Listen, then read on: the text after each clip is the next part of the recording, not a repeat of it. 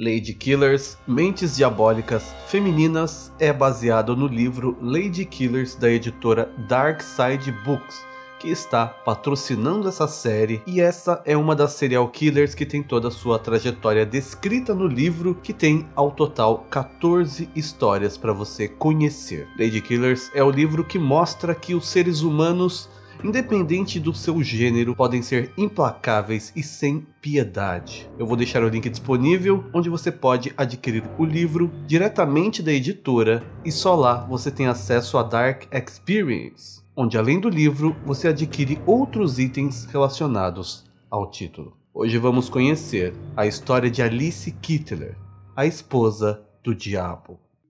Elas não conhecem o medo e não possuem piedade.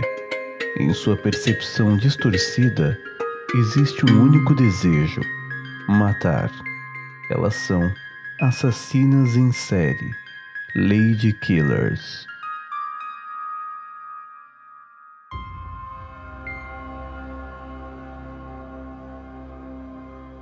Os Kittlers eram uma família de mercadores flamengos que haviam se estabelecido em Kilkenny, na Irlanda, isso em meados do século XIII. O foco central dessa história é a Alice. Não se tem muitas informações sobre o início de sua vida. A informação mais antiga sobre ela é o ano de seu nascimento, 1263. Como ela era de uma família de mercadores que possuíam aí muitos contatos nas cidades, eles eram pessoas conhecidas. Com Alice não era diferente. Ela era uma moça muito bonita, considerada uma dama e muitas vezes chamada de Lady Alice, o que a deixava muito orgulhosa. Não o título de Lady, mas sim sentir que as pessoas tinham respeito por ela. Esse respeito vinha também pelo fato dela ser parente do xerife da cidade, além de amigos e familiares que eram pessoas de cargos altos ou importantes na sociedade. Em 1280, a Alice se casou com William Outlaw. Ele era um rico comerciante, agiota de Kilkenny. Algumas fontes o tratam também como banqueiro. Mas foi com ele que ela teve um filho, um rapaz chamado William Jr., que era para ela a pessoa mais importante do mundo. Ela passou a dedicar a sua vida àquele menino e ela faria de tudo para manter o bem-estar do filho. Esse casamento durou até bastante tempo, cerca de 20 anos, até que o Sr. William Outlaw morreu e, obviamente, a Alice e o William Jr. ficaram com a herança. Isso fez de Alice uma das mulheres mais conhecidas e ricas. Ela participava da alta sociedade local e isso causava inveja em algumas pessoas. Passado algum tempo, em 1302, a Alice se casou novamente, dessa vez com um homem chamado Adam Leblanc. Ele vinha de uma poderosa família de latifundiários. A Alice e o Adam eram evidentemente prósperos e tinham tanto dinheiro que eles chegaram a emprestar dinheiro para o rei Eduardo I para ajudar na guerra. O Adam adorava o William Jr., tanto que ele chegou a dar para o garoto 3.000 libras. Para você ter noção de quanto dinheiro isso seria, daria mais ou menos 15 mil reais em uma época que o salário era menos de $1. Esse dinheiro o William não colocou num banco, ele enterrou. A Alice continuava já sendo mal vista por algumas pessoas na cidade pelo simples fato dela ser uma mulher rica, que tinha casado com homens ricos. Era uma mulher em uma posição social onde ela tinha poderes que normalmente mulheres não tinham. Ou seja, isso não agradava parte da população, principalmente aos homens. Outras mulheres também, até mesmo o xerife, que era parente dela, se sentiu incomodado ao ponto de reunir pessoas para desenterrar o dinheiro do William Jr., alegando que como o dinheiro foi encontrado na terra, ele pertencia ao rei e não ao William, só porque o dinheiro estava enterrado. A Alice e o Adam foram reclamar disso, obviamente, afinal o dinheiro era da família, né? Eles deram para o menino, e o xerife os acusou de homicídio, dizendo que eles tinham tramado a morte do marido anterior de Alice, e eles foram presos. Porém, logo foram libertados, né? Eles tinham muito dinheiro e contatos, e também não tinha nenhuma prova disso, era só um pretexto para, na verdade, o xerife dizer que aquele dinheiro era objeto de investigação, como se fosse uma prova. Assim, ele não precisaria devolver esse dinheiro até que as investigações terminassem. Não se sabe se foi essa coisa da população incomodada com a riqueza de Alice e o filho William, mas o fato é que depois disso Adam LeBlanc mudou o seu testamento. Ele tornou o William Jr. o seu único herdeiro. Não se tem nenhuma informação certa do que o levou a fazer isso. Ainda mais porque ele tinha outros filhos biológicos, né, legítimos de outro casamento, e eles foram deserdados completamente sem nem saber o porquê. Estranhamente, pouco depois disso, o Adam LeBlanc faleceu. E Alice e William Jr. estavam ainda mais ricos. Algum tempo depois, em 1309, a Alice se casou novamente, dessa vez com um rico cavaleiro chamado Richard de Valle. Ele ficou perdidamente apaixonado por ela e, assim como o marido anterior, não se sabe o porquê, mesmo ele tendo filhos biológicos legítimos, ele passou a tratar o William Jr. como o seu preferido e único herdeiro. Ele passou posses para ele, o William passou a cuidar da maior parte do dinheiro do Richard, e quando ele veio a falecer, 1/3 das suas riquezas ficaram para Alice e o William Jr. Os filhos do Richard tentaram na justiça rever isso, já que a maior parte ficou com o enteado e a Alice, mas ela tinha conhecidos poderosos, inclusive na justiça, e ela ganhou a causa ficando com tudo que o Richard deixou para ela e o filho dela. Isso acabou enfurecendo os filhos do Richard, que passaram a suspeitar desse padrão que acontecia na vida da Alice. Ela casava com um homem rico,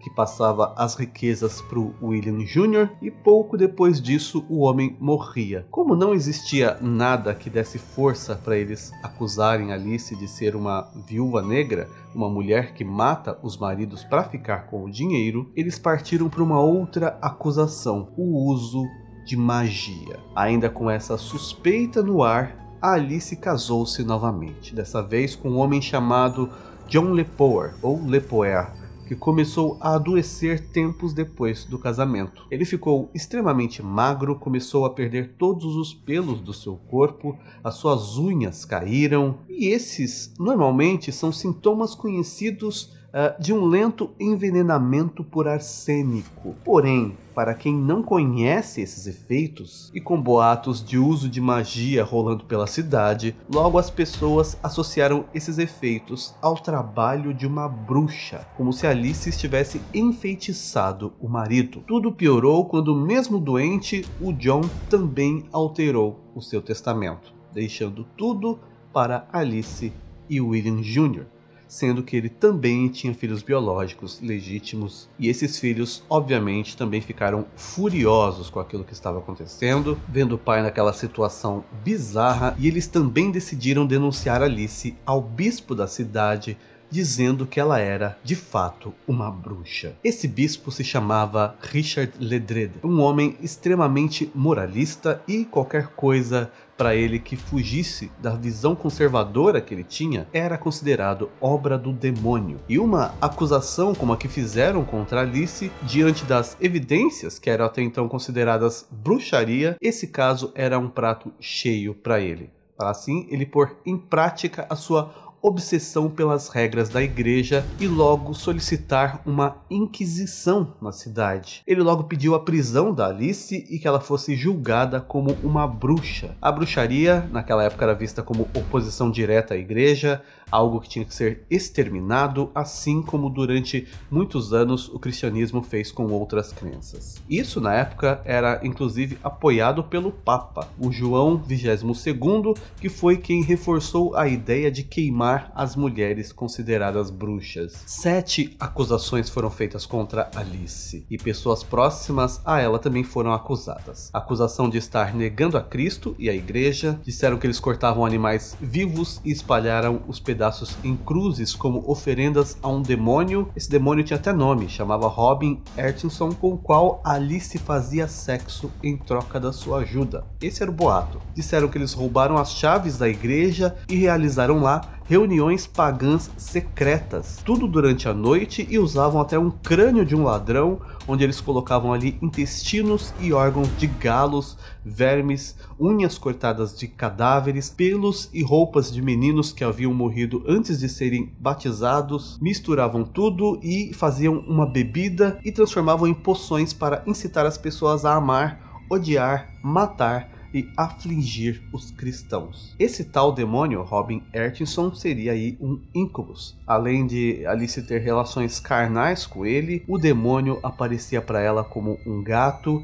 às vezes como um cachorro preto desgrenhado, ou como um homem negro. E era por causa da obra demoníaca dele que ela teria aí recebido a sua riqueza, e que Alice usara a feitiçaria para assassinar alguns dos seus maridos, assim como para apaixonar os outros, com o resultado de que eles davam todas as suas posses para ela e o seu filho, William Jr. O chanceler responsável, digamos assim, pela administração da justiça local era Roger Outlaw, parente do pai do William Jr., o primeiro marido de Alice, e logo ele negou esse pedido de prisão e pediu que o bispo abandonasse o caso ou encerrasse-o, mas o bispo se recusou. Enquanto toda essa história rolava, a Alice já tinha saído da cidade, ela fugiu para Dublin e de qualquer forma ela foi excomungada da igreja, e então o William Jr., que ficou ali na cidade, foi convocado pelo bispo a comparecer na sala dele,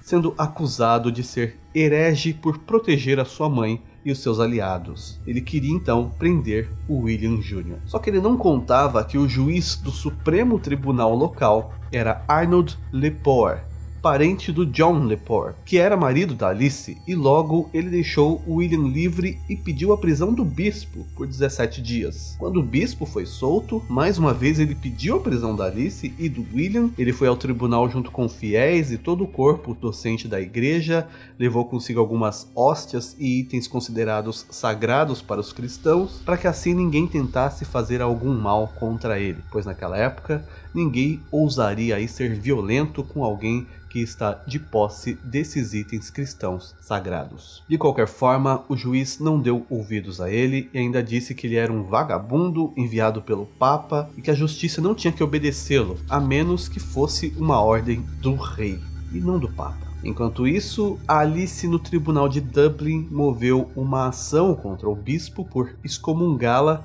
sem que ela estivesse presente, e ainda disse que ele cometeu o crime de difamação, dizendo que ela era uma bruxa. Talvez esse tenha sido o erro de Alice, afinal ela havia agora levado o caso para um tribunal maior, em um local onde ela não tinha tanta influência assim, em Dublin. Apesar do pedido de Arnold de deixar essa história simplesmente sumir no folclore popular, o poder da igreja nessa época era politicamente ainda muito maior do que hoje em dia, e um julgamento ocorreu.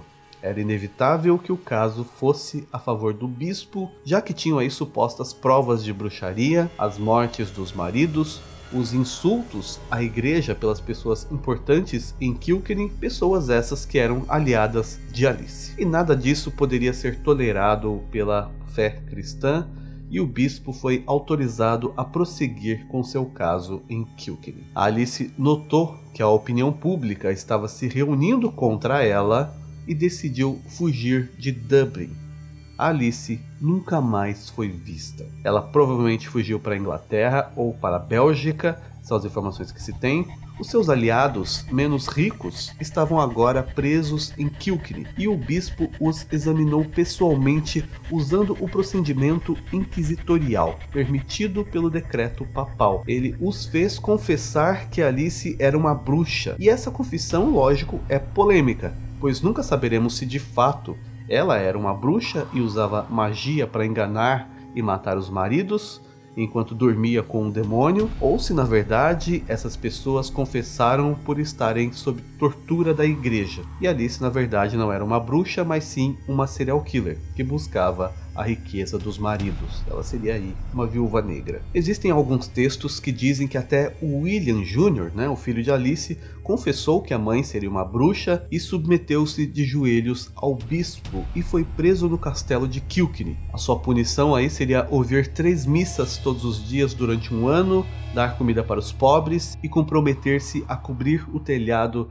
da catedral local com chumbo. Mas o William acabou não indo a essas missas, ele só pagou o telhado da igreja. Anos depois, esse telhado acabou caindo, por deterioração do restante da estrutura da igreja. Uma serva da Alice, a chamada Petronila, foi queimada na fogueira como herege após confirmar que de fato a Alice era uma bruxa, e ela também disse que a Alice dormia assim com um demônio. Ela havia sido chicoteada 6 vezes por ordem do bispo antes de ser queimada. Apesar do uso de tortura para extrair confissões ser legal, de acordo com a lei da igreja na época, nem todos foram de fato torturados. Somente os serviçais, pessoas mais pobres, e somente a Petronila sofreu aí a punição completa, sendo queimada na fogueira, enquanto os outros, que eram mais abastados, foram acusados, mas foram libertados com pagamento de fiança, para você ver como não era tudo justo. Nessa história nós vemos várias pessoas exigindo justiça, sendo que não há mocinhos. A Alice de fato envenenava os maridos com arsênico, o que levou a acharem que ela era uma bruxa, ao mesmo tempo que a igreja queria puni-la pelas mortes, o que seria certo, mas para incriminá-la inventaram acusações e torturavam pessoas em nome de Deus, enquanto eram processados por uma serial killer por difamação. Talvez nunca saberemos se de fato os maridos de Alice passaram suas riquezas para ela e o filho por cegueira do amor, por bruxaria ou por serem obrigados de alguma forma por ela. O que sabemos é que Alice era uma bela mulher, bem articulada, inteligente, astuta e muito persuasiva, características de serial killers. Seus maridos eram homens muito ricos, hora ou outra acabavam morrendo por circunstâncias nunca julgadas e de fato ela acabou desaparecendo pelo mundo. Alice Kittler é uma das Lady Killers.